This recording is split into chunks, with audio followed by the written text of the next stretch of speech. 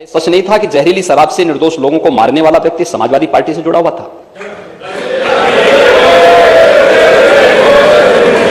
हमारे पास उसके पूरे तथ्य हैं, पूरे प्रमाण हैं, और मैं उसका नाम बोलूंगा तो आपको और बुरा लग जाएगा। नाम मत लेने दीजिए। एक महोदय, अगर नाम ही लेने माननीय सदन के नेता को, तो पिछले 5 साल में इस तरह के काम से जुड़े हुए सबके नाम लेते। और मैं भी हम सबका नाम लेंगे ना। आपको रोका किसने है? आप मुद्दे है, आपको रोका किसने है? हम नाम दीजिए, सबका नाम देंगे। चिंता मत करिए। सिद्धार्थ नगर की घटना उठाइए ना, पुलिस की गोली से मारा गया है, हो जाए लेकिन परिवार को मैनेज करते हैं ये लोग। माननीय मुख्यमंत्री जी की बात आई, उसमें आप एक जिम्मेदार व्यक्ति हैं, प्रदेश के पूर्व मुख्यमंत्री रह चुके हैं। यूपी के मुख्यमंत्री योगी आदित्यनाथ और यूपी के पूर्व मुख्यमंत्री अखिलेश यादव दोनों विधानसभा के सदस्य पहली बार बने हैं। और बजट सत्र में सदन में जब दोनों का आमना सामना हुआ तो जुबानी तर्कस से शब्दों के तीर निकलने लगे। मैं उसका नाम बोलूंगा तो आपको और बुरा लग जाएगा। नाम मत लेने दीजिए। एक महोदय, अगर नाम ही लेने माननीय सदन के नेता को, तो पिछले 5 साल में इस तरह के काम से जुड़े हुए सबके नाम लेते। और मैं भी हम सबका नाम लेंगे ना। आपको रोका किसने है? आप मुद्दे है, आपको रोका किसने है? हम नाम दीजिए, सबका नाम देंगे। अखिलेश यादव ने संसद की सदस्यता से जब इस्तीफा दिया था तभी समझ में आ गया था कि यूपी विधानसभा में विपक्ष की मोर्चाबंदी तेज होगी, लेकिन सदन में सामने यूपी के धुरंधर सीएम योगी आदित्यनाथ थे। लिहाजा चुनावी शिकस्त के बाद सदन में भी अखिलेश यादव सीएम योगी के सामने लाजवाब हो गए। अपराध किसी भी प्रकार का हो, वह अक्षम्य है, और खासतौर पर महिला संबंधी अपराध के मुद्दे पर सरकार पूरी गंभीरता के साथ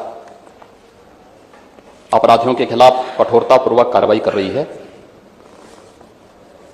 ये भारतीय जनता पार्टी की सरकार है। यहां अपराधियों के बारे में ये नहीं कहा जाता कि लड़के हैं, गलती कर देते हैं।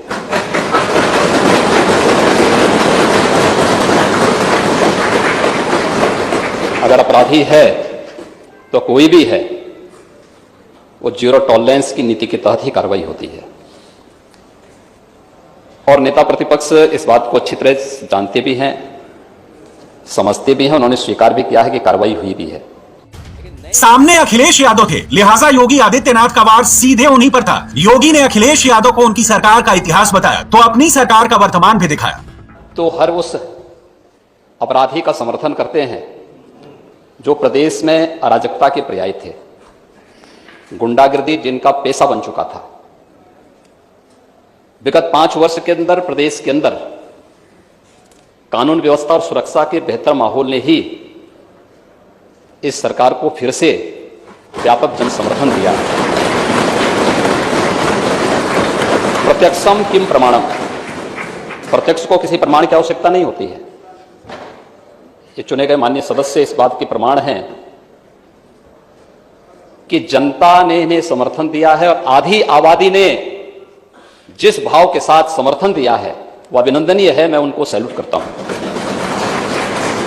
महिला शक्ति के बल पर योगी आदित्यनाथ ने उत्तर प्रदेश में वो करिश्मा कर दिखाया जो बीते 3 दशक से कोई नहीं कर पाया। लिहाजा यूपी में महिलाओं की सुरक्षा योगी की लिस्ट में टॉप प्रायोरिटी पर है, जिसका जिक्र सीएम योगी ने सदन में किया।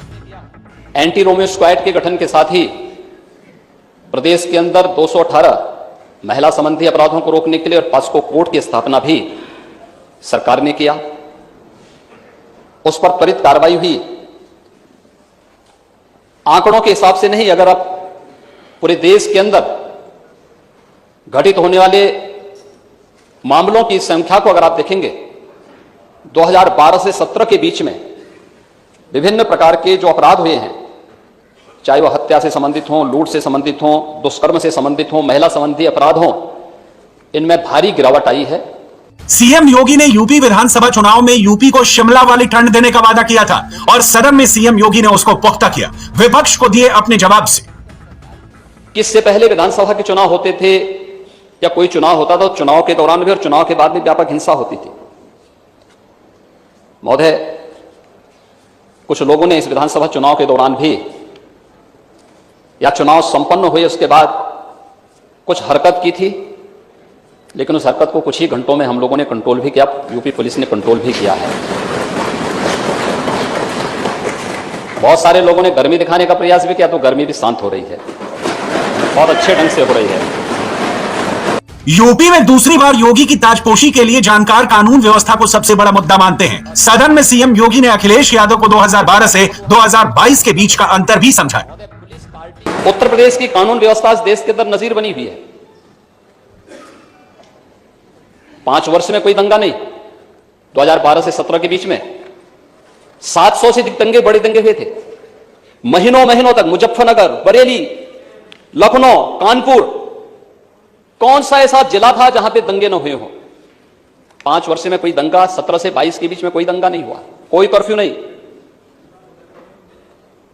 और नई सरकार के गठन के बाद रामनवमी के अवसर पर देश के अंदर 7 राज्यों में दंगे हुए, यूपी में कोई दंगा नहीं। हनुमत जयंती के अवसर पर कोई दंगा नहीं। योगी आदित्यनाथ की माने तो यूपी में दंगा और कर्फ्यू बीते जमाने की बात हो गई। अब तो यूपी के गली गली में प्रशासन का बुलडोजर दौड़ता है, जिसके खौफ से अतीक और मुख्तार अंसारी जैसे माफियाओं की घिग्घी बन गई है।